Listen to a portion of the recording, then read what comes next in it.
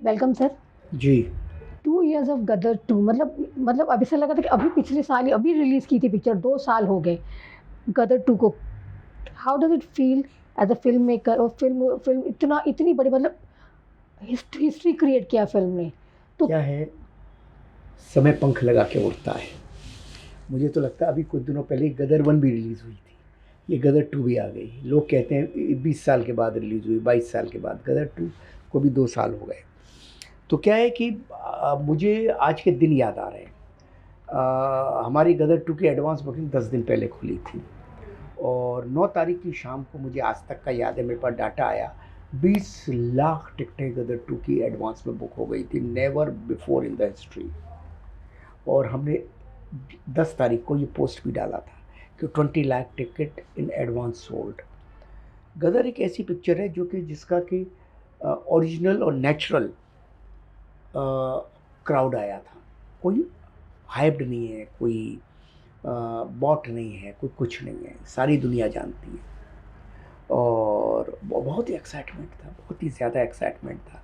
और सब लोगों को ये सब लोग जब गदर 1 दोबारा रिलीज़ हुई 9 जून को, तो गदर ने मोमेंटम बनाना शुरू किया। लोग पहले, उससे पहले लोगों को लगता था क्या 20 साल के बाद गदर 2 कौन देखेगा, क्या देखेगा, सब नेगेटिव थे। लेकिन जैसे ही गदर 1 रिलीज़ हुई 9 जून को, तो क्या हुआ कि पहले 300 स्क्रीन में रिलीज़ हुई, शाम तक 600-800 स्क्रीन हो गए, दूसरे दिन 1000 स्क्रीन हो गए।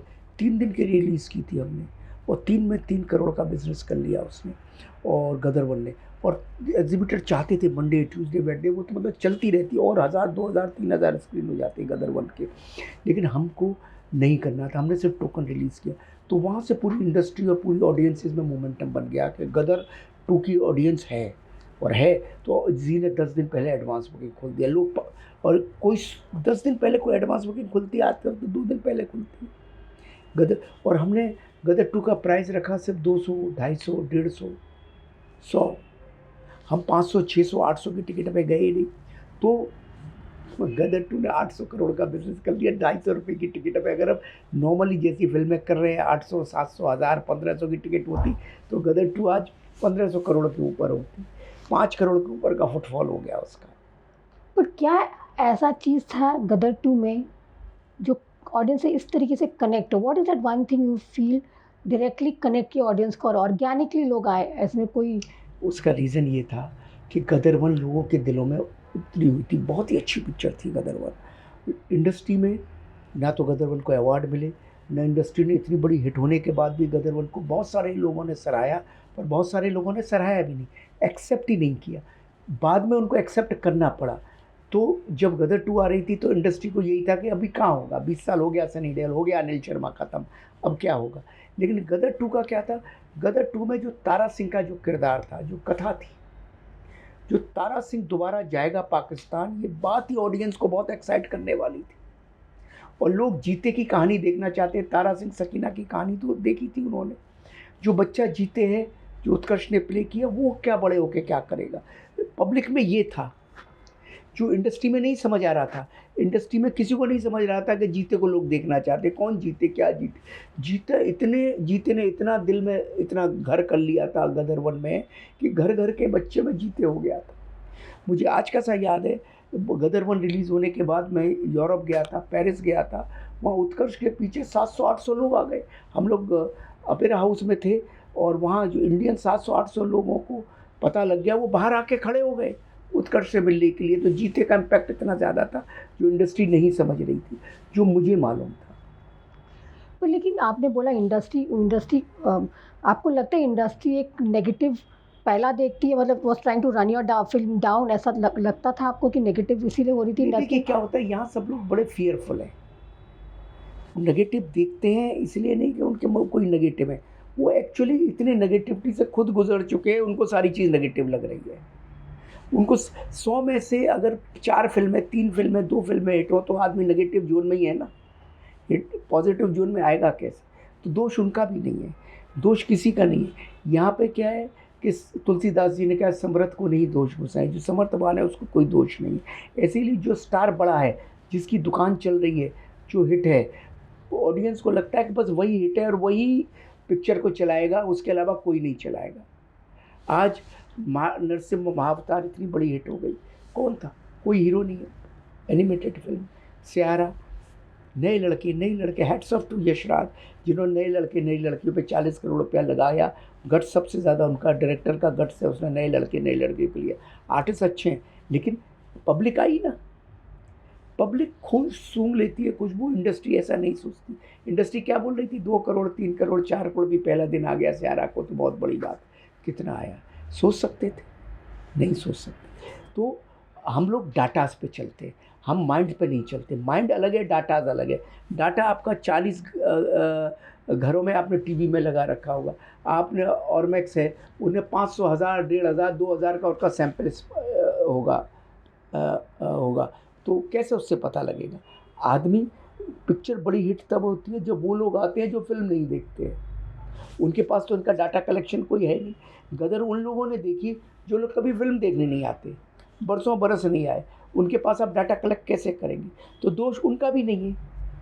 लेकिन मैं जानता था कि पिछले 20 सालों से, गदर 1 के बाद से मैं वर्ल्ड में कहीं भी गया, अमेरिका, लंदन, रशिया, क्या बोलते हैं, जर्मनी, ऑस्ट्रेलिया, कहीं भी गया, लंदन, कहीं भी गया, किसी भी शहर में गया, दुबई, किसी भी शहर में गया, हर शहर में मुझे लोगों ने बोला, किसी भी व्यक्ति से मिला, गदर 2 क्यों नहीं ला रहे हो, गदर 2 क्यों नहीं ला रहे, हमको गदर 2 देखनी। उस बात से मुझे समझ आता था कि गदर 2 लोगों के दिलों में उतरी हुई है, लोगों को देखनी है। गदर 1 इतनी लोगों में उतरी हुई है। ये बात किसी दूसरे डायरेक्टर को तो लोग नहीं बोलेंगे, भाई आप गदर 2 क्यों नहीं ला रहे हो, तो उनका इससे कोई कनेक्शन होगा ही नहीं। तो उनको तो लगेगा गदर 1 भूल गए लोग, अभी गदर 2 क्यों आ रही है। पर जब गदर रिलीज भी हो रही, 2 फिल्में रिलीज हो रही एक ही दिन में, भी याद है हमको, तो उस समय किस तरीके का माहौल था? इंडस्ट्री कैसा था इंडस्ट्री में? उस समय भी जब पहले दिन रिव्यू आया था तो एक रिव्यूअर ने गदर को गदर काट के गटर एक प्रेम कथा लिख दिया था। किसी ने भी 2-2.5 स्टार के ऊपर स्टार नहीं दी। बहुत कम लोग थे जिन्होंने 3 स्टार 4 स्टार दिए, क्योंकि माहौल ऐसा था कि लोगों को लग रहा था आमिर खान बड़ा स्टार है, और उनकी पिक्चर भी अच्छी थी। लगान बहुत बढ़िया फिल्म थी और पूरे इंडस्ट्री लगान के साथ थी। लोगों को लग रहा था कि लगान बड़ी हिट होगी, गदर कैसे हो सकती है, हम तो सुसाइड कर रहे हैं। लेकिन पब्लिक ऐसा नहीं सोच रही थी। इंडस्ट्री अलग सोचती है, पब्लिक अलग सोचती है। एक बात समझ लीजिए, अगर इंडस्ट्री पब्लिक जैसा सोचती तो 100 में से 90 पिक्चरें हिट होती। इंडस्ट्री पब्लिक से अलग सोचती है, इसलिए 100 में से 3 पिक्चरें हिट होती हैं। मे बी गदर 2 भी, कमिंग बैक टू प्रेजेंट गदर 2 भी एक तरीके से सनी का कमबैक जैसा ही हुआ था। तो अरे मेरा भी, लोग कहते थे अनिल शर्मा भी ख़त्म है, अनिल शर्मा कहाँ बनाएगा, पुराने ज़माने का डायरेक्टर है। अरे भाई, यहाँ लोग समझते नहीं। जितने भी विदेशी डायरेक्टर है, चाहे स्पीलबर्ग हो या कोई भी हो, जितने डायरेक्टर की उम्र बढ़ती चली जाएगी, डायरेक्टर उतना ही एक्सपीरियंस्ड होगा, उतनी ही बेटर फिल्में बनाएगा। पत्रकार जितना उसकी उम्र बढ़ती चली जाएगी, उतना ही बेटर वो लिखेगा, उतनी बेटर उसकी भाषा होगी, उतना ही बेटर उसके अनुभव में आएगा। नेता की उम्र जितनी होती चली जाएगी, उतना ही बेटर वो सोचेगा, उतना ही बेटर वो उसका विजन बड़ा होगा, कि उसके पास अनुभव बहुत ज़्यादा होगा। लेकिन हमारी जो फिल्म इंडस्ट्री है में कुछ लोग जो है, स्पेशली फ्यू स्टूडियोज़ में, वो ऐसा नहीं सोचते। वो सोचते हैं कि यार अगर वो आदमी थोड़ा सा भी सीनियर हुआ तो पुराना हो गया, वो आज को क्या, अरे वो आज को ज़्यादा समझेगा। पहले वो खुद सोचता था, आज उसके बच्चे हो गए, बच्चों में अपने आप को जवानी देख रहा है ना वो। आज हम अपने बच्चे, मेरा बेटा है उत्कर्ष, मेरी बेटी है कैरबिना, दोनों अमेरिका से US से पढ़ के, एक म्यूज़िक कर रही है, एक एक्टिंग कर रहा है। मैं उनमें देख रहा हूँ ना, उनका बचपन देख रहा हूँ ना, मैं उनको बच्चे से बड़े होते देख रहा हूँ ना, उनके स्कूलिंग देख रहा हूँ, उनके एजुकेशन देख रहा हूँ, उनकी उनके मित्र आदमी उनसे सीखता भी है, और उनसे ही सीख रहा हूँ, क्योंकि मेरा बचपन अब उनके संग है, मेरा जीवन अब उनके संग है, उनकी दिनचर्या मेरी है। और प्लस मैं अगर ज़िंदा हूँ तो हर दिन सुबह अखबार पढ़ रहा हूँ, तो हर दिन मैं नया हूँ। जो कुछ दुनिया में हो रहा है वो मेरे सामने ही हो रहा है। हमारी जनरेशन तो वो जनरेशन है जिसने सब टीवी आते देखा, जिसने वीडियो आते देखा, जिसने सब कुछ देखा है, पूरा इंटरनेट आते देखा। तो बहुत वास्ट हम लोगों के पास एक्सपीरियंस है। हमने वो ज़माना देखा जिस ज़माने में टीवी भी नहीं था, रेडियो भी एक टूटी फूटा ट्रांजिस्टर होता था। तो गदर, अब मतलब अभी तो लोग बोलेंगे गदर 3 को जल्दी लाओ, तो अभी क्या प्लान है? गदर 3 का स्क्रिप्ट हो गई है, अभी भी दूसरे कमरे में मेरे साथ शक्तिमान जी बैठे हुए हैं, मैं उनके साथ ही बैठा था। हम लोगों का काम चल रहा है और हम शुरू करेंगे 1-2 साल में। मेरे को जानना था, मैं अभी आपका पूरा रिज्यूमे देख रही थी, मतलब what is this about Deol family जो इतना इतना मतलब you can not think of a film without the Deols. ऐसा कुछ नहीं है, मैंने बच्चन साहब के साथ भी काम किया, मैंने गोविंदा के साथ भी, अक्षय के साथ भी, सलमान के साथ भी, रजनीकांत के साथ भी, सबके साथ किया है और सभी बहुत अच्छे रहे मेरे साथ। लेकिन क्या होता है, एक रिश्ता बन जाता है। मैं वो बंदा हूँ जो रिश्तों में यकीन रखता हूँ, नंबर वन। दूसरी चीज़, मेरे जो रोल्स हैं सनी को दिए वो सनी को सूट करते थे, जो धर्म जी को दिए धर्म जी को सूट करते, जो बॉबी को दिया बॉबी को सूट करता, तो काम से कंप्रोमाइज़ नहीं किया। अब काम में काम और रिश्ते दोनों मिल जाते हैं तो काम और बढ़िया हो जाता है। मुझे लगता है सनी मेरे को सूट करता है और सनी को मेरा रिश्ता भी है तो मैं डेफ़िनेटली उनको लेना प्रेफ़र करूँगा। धर्म जी से मेरा रिश्ता भी है, धर्म जी सूट भी करते हैं तो लेना प्रेफ़र करूँगा। बॉबी से मेरा रिश्ता और बॉबी बॉबी मेरे काम के लिए भी लायक है तो मैं बिल्कुल उनको लेना पसंद करूँगा। तो ये ज़िंदगी में ये विन विन सिचुएशन रहती है। तो मेरे लिए ये हमेशा विन विन सिचुएशन रही। उस परिवार से मुझे बहुत प्यार मिला और परिवार क्या है, सोने जैसा परिवार है। बॉबी की बात की आपने, तो बॉबी की भी जर्नी आपने देखी। बॉबी ने बहुत सारा उतार-चढ़ाव लाइफ़ में देखा, ब पर्सनल भी, प्रोफ़ेशनल भी। अभी जिस तरीके का कमबैक बॉबी का हुआ है, जिस तरीके का मोस्ट वांटेड एक्टर हो गया इंडस्ट्री में, आप उसको कैसा देखते? जब बॉबी डाउन था तब आप मिलते थे, किस तरीके का बॉबी की जी। बॉबी बेचारा बहुत भोला आदमी है, बहुत सीधा आदमी है, वो बहुत सैड होता था। कहता था, मुझे एक दिन बोला कि बच्चे मेरे पूछते पापा आप काम पे नहीं जाते हो, घर में ही रहते हो?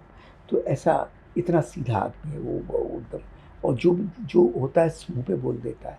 तो बॉबी ने बहुत मेहनत की और हैट्स ऑफ टू बॉबी, अपनी मेहनत करके आज यहाँ तक आ गया। I love him, I like him.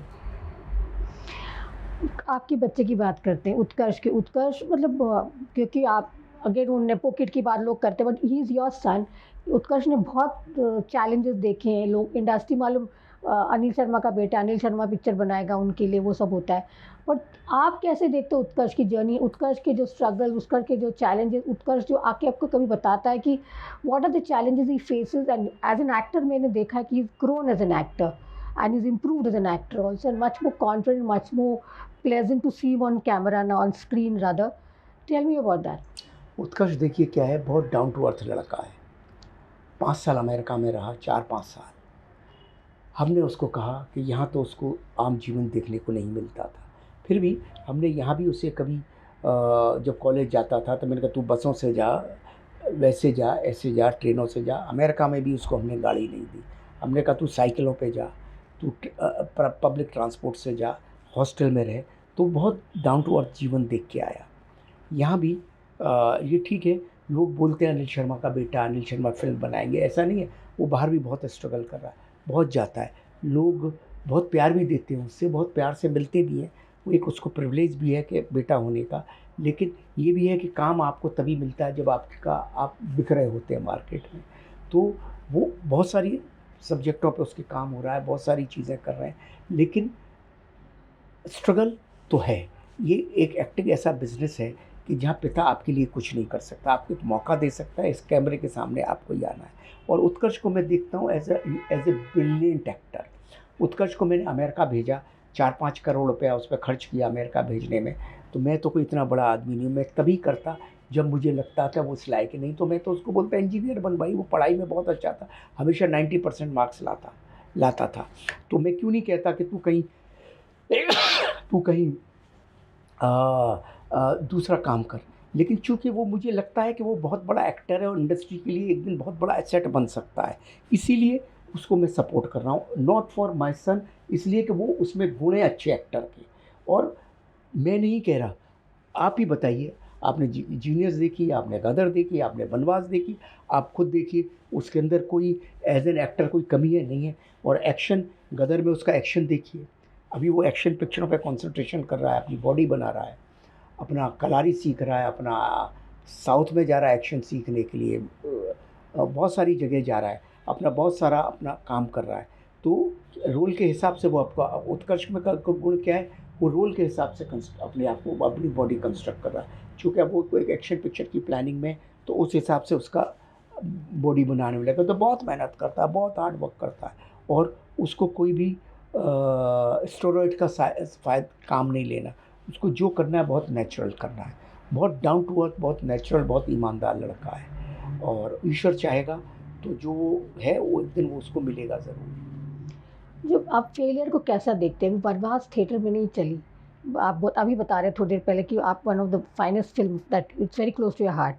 तो क्या एग्ज़ैक्टली था कि आपको लगा कि वो कनेक्ट हो नहीं पाई जिस तरीके से होनी चाहिए? कनेक्ट तो बहुत ज़्यादा हुई है, ओटीटी पे सुपर हिट है, सैटेलाइट पे इतनी ज़्यादा चल रही है कि सैटेलाइट की वन ऑफ द टॉप फिल्मों में वो है। ओटीटी कनेक्ट तो बहुत हुई, हमारा कहीं रिलीज़ गलत हो गई, उन दिनों पुष्पा चल रही थी, नहीं हमें थिएटर ही नहीं हो पाए और उसको स्पेसिंग ही नहीं मिली पिक्चर को। एक पुष्पा, उधर बेबी जॉन आ गई, दोनों के बीच में हम उलझ गए। हमारे 25 तारीख को तो 5वें दिन तो सारे थिएटर आउट हो गए। तो वो, और अनिल शर्मा से लोगों को एक्शन की एक्सपेक्टेशन होती है, फैमिली फिल्म की एक्सपेक्टेशन नहीं होती। अनिल शर्मा, लोग दर्शक भी एक्शन फिल्म में देखना आना चाहते हैं उसको, उनको लगा ये क्या बना दिया, पर वो मुझे बना नहीं था। क्या है, वो फिल्म वनवास मेरे लिए इसलिए इतने करीब है, मैं कुछ दिनों पहले अभी दिल्ली जा रहा था, एयरपोर्ट पे कुछ फैमिली मिली मुझे, उन्होंने गले लगा लिया मुझे, पूरी 4-5 फैमिली थे, बूढ़े भी थे, ये भी थे, बोले थैंक यू वेरी मच आपने ये फिल्म बनाई। लोग इस तरह का कमेंट मुझे इसी में ही देते हैं। आई एम प्राउड ऑफ वनवास, बिकॉज मैंने वो फिल्म अपने परिवार के लिए, अपने माता पिता को डेडिकेट की थी, फैमिली के लिए डेडिकेटेड फिल्म है। वो फिल्म चलती रहेगी, 10, 20, 50, 100 साल चलेगी, वो फिल्म कभी रुकेगी नहीं, और जितनी पुरानी होती चली जाएगी, पुरानी शराब की तरह, उतना लोगों में रस्ती बस्ती चली जाएगी। आज भी जिसे आप बात करो सैटेलाइट पे कितने उसके शोज चलते हैं, ओटीटी पे एकदम सुपर हिट है। आपने जो अभी बोला एक्शन फ़िल्म देखना चाहते हैं, पर आपकी शुरुआत तो पति पत्नी और वो एज़ एन असिस्टेंट हुई हाँ, थी। मैंने श्रद्धांजलि बनाई थी, उसमें भी हाँ। एक्शन नहीं था, लेकिन जब मैंने हुकूमत बनाई, हुकूमत का इम्पैक्ट इतना ज़्यादा हुआ कि बस पूछो मत। उसके बाद से अनिल शर्मा पे एक्शन का ठप्पा लग गया, डिस्ट्रीब्यूटर को लगता है अनिल शर्मा की एक्शन पिक्चर है, पब्लिक को लगता है अनिल शर्मा की एक्शन पिक्चर है, तो भर भर के आते हैं। इसलिए अभी सब मेरे पीछे लगे हुए हैं, एक्शन बनाओ एक्शन बनाओ, मैं बना भी रहा हूँ। बनाना तो मुझे लाइफ में एक्चुअली लव स्टोरी है, जो मैं शुरू नहीं कर पा रहा हूँ, करूँगा। एक अभी तो फ़िलहाल तो मेरा कॉन्सेंट्रेशन एक बहुत बड़े सब्जेक्ट पर है जो मैं लिख रहा हूँ, और उसके 4 पार्ट्स होंगे जो मैं कर रहा हूँ, आपको इतना सा बता रहा हूँ बस। और उस पे मेरा कॉन्सेंट्रेशन है। वो एक एपिक की तरह से एक फ़िल्म मैं बनाऊँगा, और बड़ी एक्शन पिक्चर होगी विद ग्रेटेस्ट इमोशंस। आपकी जर्नी के बारे में बताएं, बिकॉज मैंने रेज्यूमे पढ़ा कि बी.आर. चोपड़ा की स्कूल से आप आए हो, पहली फिल्म। हाँ, पता आप कैसे एसोसिएट कैसे हुए, कैसे पहुँचे आप, क्यों सिनेमा क्या बनाया? हुआ कि मैं पढ़ रहा था, मेरे पापा उनको जानते थे, जी। तो एक दिन मैंने पापा को बोला मैं चोपड़ा साहब को कहानी सुनाना चाहता हूँ। 17-18 साल का था। तो वो शर्मा जी को मिले, मेरे पापा को मिले, तो उन्होंने, भाई मेरा बेटा आपको, एक महेंद्र सरल जी हुआ करते थे पत्रकार, आप जानते होंगे नहीं जानते होंगे, वो माधुरी में हुआ करते थे, और वो असिस्टेंट एडिटर हुआ करते थे। तो पापा ने तो बोला नहीं, वो महेंद्र सरल जी ने, जो असिस्टेंट एडिटर थे माधुरी के, हमारे घर आते थे, उन्होंने चोपड़ा जी को बोला कि शर्मा जी का बेटा है, वो एक कहानी सुनाना चाहता है, बड़ा अच्छा है, आप एक बार कहानी सुन लो। बोले कितना बड़ा है? बोले 17 साल का। उनको लगा यंग बच्चा है शायद, कहाँ पढ़ रहा है? बीएससी में। बोले बुला। उन्होंने मुझे 6:30 बजे बोला, 6:30 बजे ऑफिस बंद होता है, तो 5, 7, 8 लोग बैठे हुए थे, मनमोहन कृष्णा, नाना पालसीकर, कोई एक दिल्ली के डिस्ट्रीब्यूटर, ऐसे 8-10 लोग, 6, 7, 8 लोग बैठे थे, तो गप्पे मार रहे थे। शाम का 6:30 बजे का टाइम है, अब आदमी गप्पे चाय वाय पी के ऑफिस जाना होता है। तो बोले सुना भाई, तो मैंने कहानी शुरू की। अब कहानी सुनने से पहले मैंने दिन भर रिसर्च की कि मेरे पास एक आइडिया था, मेरे पास, और मैंने बना लिया वो आइडिया, और मैंने सोचा सलीम जावेद कैसे कहानी सुनाते, मेरे मन में था हमेशा नंबर 1 की तरह काम करना। तो पूछ लिया सलीम जावेद ऐसे सुनाते हैं, वो सब करके। सलीम जावेद का मैं बड़ा फ़ैन रहा, उनसे ही मैंने सब सीखा, उन एकलव्य की तरह मैं उनसे सीखता रहा। तो मैं गया, मैंने उनको सुनाया, जैसे मैंने सुनाना शुरू किया, एक लाइन में कहानी सुनाई, सलीम जावेद की तरह एक अंदाज़ में मैंने सुनाया, तो 3.5 घंटे उन्होंने 9:30-10 बजे तक मुझसे सुनते रहे, 10, 10:30 तक, और उनको कहानी बहुत पसंद, बहुत हंसे। चोपड़ा साहब हंस के लोटपोट हो गए। तो मैंने कहा सर मुझे तो असल कहानी बनानी नहीं है, मैं तो इस सब में राइटर फाइटर हूँ नहीं, है तो आपको मिलने का बहाना था, मैंने बना के दे दिए, मेरे को तो आपका असिस्टेंट बनना है। वो इतना हंसे थे मेरी कहानी सुन के। उनका अच्छा मेरी पति पत्नी शुरू हो रही है, अगले हफ्ते से तुम आ जाओ, और मैं ऐसे आ गया। पर उस समय इस तरीके का सब्जेक्ट पति पत्नी और वो उस तरीके का working of Sanjeev Kumar, tell me थोड़ा experience, if you can talk about experience working with Sanjeev. पति पत्नी और वो बनी, उस वक्त भी इंडस्ट्री आज जैसी ही थी, बन गई। उसका ट्रायल हुआ, बी आर चोपड़ा साहब बैठे थे, सब बड़े बड़े लोग बैठे थे, पूरा बॉम्बे लैब में ट्रायल हुआ, 2.5 घंटे पिक्चर चली, कोई हंसा ही नहीं। इनको लगा कि चोपड़ा साहब बैठे कौन हंसे, और हम हंसते कैसे, हमने तो 100 दफ़े हंस चुके थे उन जोकों पे। तो इनको 2 ट्रायल हुए, दोनों ट्रायलों में कोई हंसा नहीं। इनको लगा पिक्चर चलेगी नहीं, बर्निंग ट्रेन शुरू हो रही थी, 1 साल तक पिक्चर डब्बे में बंद रही। इंडस्ट्री नहीं समझती है, मैं बोलता हूँ ना आप। 1 साल के बाद इन्होंने पिक्चर लगाई। अच्छा, हमको टाइटल बहुत इंटरेस्टिंग लगता था, पति पत्नी, वो बड़ा यूथफुल टाइटल। तो मैं रिएक्शन देखने के लिए ईरोज़ में गया। ईरोज़ में 12-11 बजे का शो देखा। पब्लिक वैसी हंस रही थी जैसा मैं स्क्रिप्ट पढ़ के हंस रहा था। मैंने चोपड़ा जी आपको फ़ोन किया कि पिक्चर हिट हो गई। चोपड़ा साहब बोले ख़त्म हो गई। मैंने कहा नहीं सर, अभी पहले 15 मिनट हुए। ये तो मैंने वो रिएक्शन जो स्क्रिप्ट पढ़ते वक्त आया वही आया। 1 साल पिक्चर रिलीज़ की, लोगों को लग रहा था बर्निंग ट्रेन शुरू कर लें, आधी कर लें, नहीं वो नहीं हो पाएगी, ये पिक्चर फ्लॉप हो जाएगी, बहुत नुकसान हो जाएगा। ये था। और संजीव कुमार वॉज ब्रिलियंट। उनके संग मेरे खार वाले घर के पास रहते थे, मेरा उनके साथ बड़ा अच्छा रिश्ता था। मैं नया नया था, मैं जानता नहीं था। तो संजीव कुमार साहब जब पहले दिन ही शूटिंग का किस्सा सुनाता हूँ आपको। तो अब मुझे घर जाना है, जू पे शूटिंग थी। तो जैसे दोस्त को कैसे बोल देते हैं, भारती जी आप कहाँ जा रही हैं, आपकी गाड़ी में चलूँ मैं? तो मैंने कहा संजीव जी आप तो बगल में ही रहते हैं सर। बोले कहाँ रहते हो? मैंने पाली हिल पे ही रहती हूँ ना। बोले मैं भी वहीं रहता हूँ अम्बेडकर पे, तो मुझे छोड़ देंगे मेरे घर? संजीव कुमार मेरे को ऐसे देखता है, ये क्या बोल रहा है? तो कुछ नहीं बोले, अपना सामान वामान रखते रहे। बाद में अपने बॉय को बोलते हैं, वो एक लड़का है यंग सा असिस्टेंट, नाम भी नहीं मालूम, उसको लिया, उसको छोड़ दूंगा। तो मैं उनके साथ गाड़ी में बैठ के गया। फिर ऐसा कई दफ़े उन्होंने, अब एक्टर है, रात शाम को कहाँ भी जाना हो उनको, मेरे घर ही थोड़ी जाना है। मैं तो बेवकूफ़ बच्चा था, लेकिन वो उन दिनों इतना इनोसेंट था कि ऐसी बेवकूफ़ियाँ कर देता था। और एक्टर भी इतने अच्छे थे कि उन्होंने मुझे लेके भी चले गए। एक और इम्पॉर्टेंट फिल्म के पार्ट थे आप, इंसाफ का तराजू। जी बिकॉज हाँ, वो मेरी तीसरी फिल्म थी। टेल मी, उस इतना बोल्ड सब्जेक्ट, आई थिंक उस सेंसर में भी काफ़ी कुछ इशू हुआ था उसको लेकर, and that one particular scene, tell me about वो एक्सपीरियंस। बिकॉज ये एक फिल्म है जो लोग आज भी डिस्कस करते हैं सेंसर बोर्ड की क्या था, बात। जब इंसाफ का तराजू की शब्द कुमार जी स्क्रिप्ट लाए थे, तो मेरे सामने की बात, स्क्रिप्ट हमने पढ़ी, हमको बहुत अच्छी लगी। हमको वो बोल्डनेस थी ना, यंग बच्चे को वो सब चीज़ें बहुत अच्छी लगती हैं। और चोपड़ा साहब बहुत यंग माइंड के थे, इसलिए वो बनाते थे वो सब। नया राज बब्बर आगरे का ही था। तो हम मथुरा से हैं, आगरे में मेरी नैनिहाल है, तो मेरी नैनिहाल में मेरे कजिन्स को जानता था। तो राज से भी मेरा अच्छा, तो I enjoyed working that film. और नई नई उसमें पद्मनी कोल्हापुरी आई थी। तो सत्यम शिवम सुंदरम के बाद सेकंड उसकी फिल्म थी Zeenat Aman. Was a very big star, she was very very very big. And बहुत कंट्रोवर्शियल था, लेकिन चोपड़ा साहब तो बनाते थे, कंट्रोवर्शियल सब्जेक्ट ही बनाते थे। ऐसे सब्जेक्ट बनाते थे जो कि बहुत बोल्ड हो, कानून से लेके, धुंध से लेके, इत्तेफाक से लेके, और इंसाफ का तराजू तक। उसके बाद निकाह भी बनाई, निकाह में मैं नहीं था, लेकिन वो भी काफ़ी कंट्रोवर्शियल थी। पर वो सब्जेक्ट सेंसर में क्यों फंसी थी? मतलब अब वो उस ज़माने में इतना रेप वेप दिखाना, ये सब चीज़ें, न्यूडिटी नहीं थी ना, सोसाइटी वैसी नहीं थी। मुझसे किसी ने बोला कि फ़िल्मों में क्या परिवर्तन आया, तो मैं हमेशा यही बोलता हूँ, जो सोसाइटी में परिवर्तन है वही फिल्मों में परिवर्तन। एक ज़माने में माता पिता, इस बात पे लड़ाई हो जाती, लड़की बोल नहीं सकती थी अपने माता पिता को कि भाई मैं किसी के प्यार में हूँ। आज माता पिता खुद कहते हैं, भाई फ़ोन करते, तू बम्बई में काम कर रही है, अपनी लड़का ढूंढ ले। बोलते मैं कहाँ लड़का ढूंढूँ, मुझे कोई लड़का नहीं मिलता। आज की दुनिया ऐसी हो गई, यही हो गया ना। उस ज़माने में तो लड़की सोच ही नहीं सकती थी, लड़की किसी को देख नहीं सकती थी।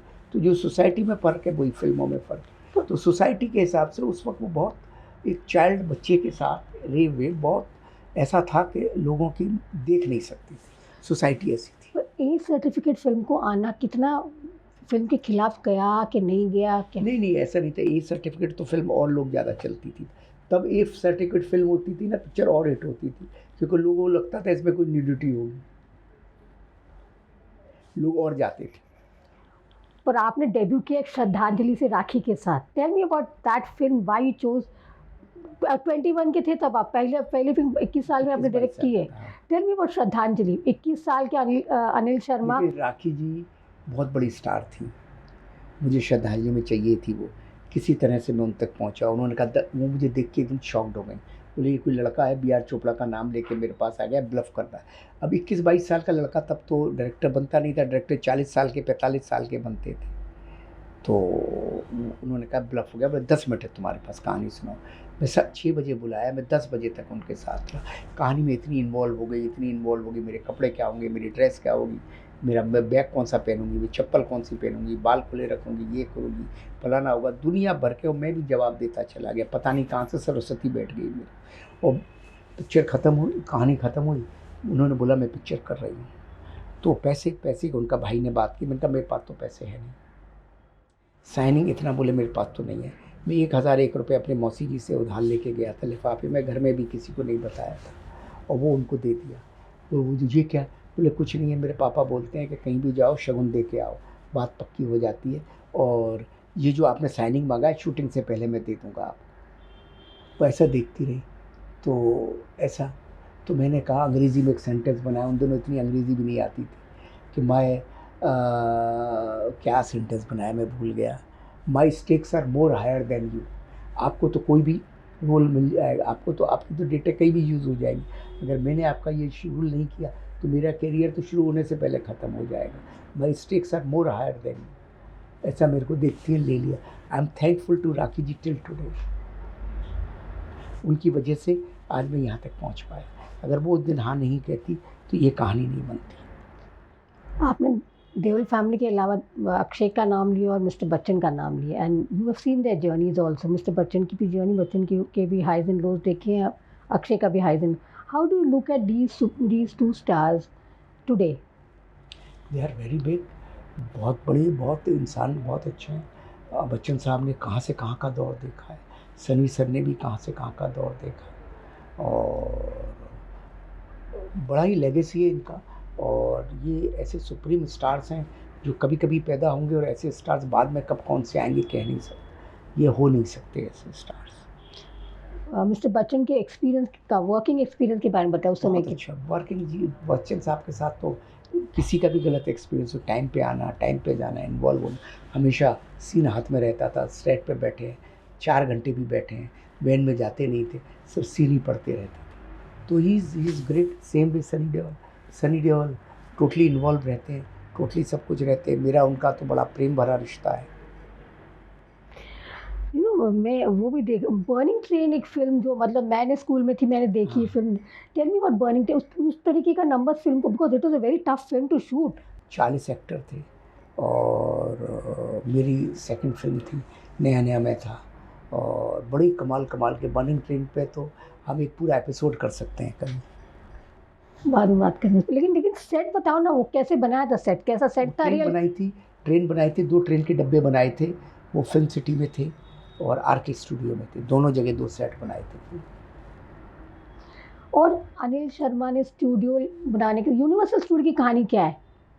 अनिल शर्मा की यूनिवर्सल स्टूडियो को थोड़ा सा तो। यूनिवर्सल स्टूडियो जैसे स्टूडियो बनाना चाहता था। हाँ। मैंने मूवी वर्ल्ड स्टूडियो करके कंपनी खोली थी, लेकिन वो नहीं हो पाया, पूरा नहीं हो पाया। नहीं, मैं भूल गया वो सब चीज़ें। अब मैं कहाँ सोचूँ। आपको कभी लाइफ में कोई रिग्रेट रहा है क्या? कोई रिग्रेट नहीं है। मेरा जीवन हो मथुरा की होली वाली गली से निकल के बॉम्बे तक यहाँ आया, भगवान ने अच्छी अच्छी फिल्में दे दी, और मेरी ज़िंदगी की सबसे बड़ी खुशी एक ही है भारती जी, कि मैंने जो काम किया शिद्दत से किया, पूरी ईमानदारी से किया, इसलिए मेरे पे दुख का लांछन इतना भी नहीं है मेरे मन में, क्योंकि कोई काम ऐसा नहीं किया, किसी को चीट करके नहीं किया, किसी को दुखी दे के नहीं किया, और सारा काम ईमानदारी से किया। जो फिल्म बनाई चली नहीं चली, 100% ईमानदारी से बनाई।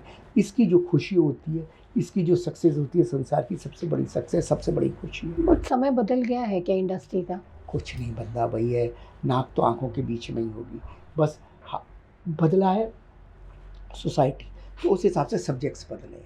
तो आप भी तो 1980 में हम थोड़ी रह रहे हैं, हम भी तो 2025 में रह रहे हैं, तो हम भी तो अडॉप्ट हो रहे हैं हर दिन।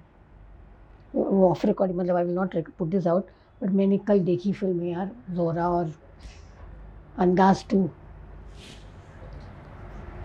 अच्छा, लास्ट क्वेश्चन, अगर if you want to answer that, जब आपने ईमानदारी से बात की सब कुछ कि कभी किसी, but why does this Amisha Patel को क्या प्रॉब्लम है लाइफ में? कोई प्रॉब्लम है? अभी तो बहुत बढ़िया रिश्ता है मेरा फिर से। वो तो हो जाती है प्रॉब्लम कभी कभी, है नहीं है, और अभी तो बहुत अच्छा है। Thank you very much. Keep making good cinema and cinema from your heart. All the best. Thank you.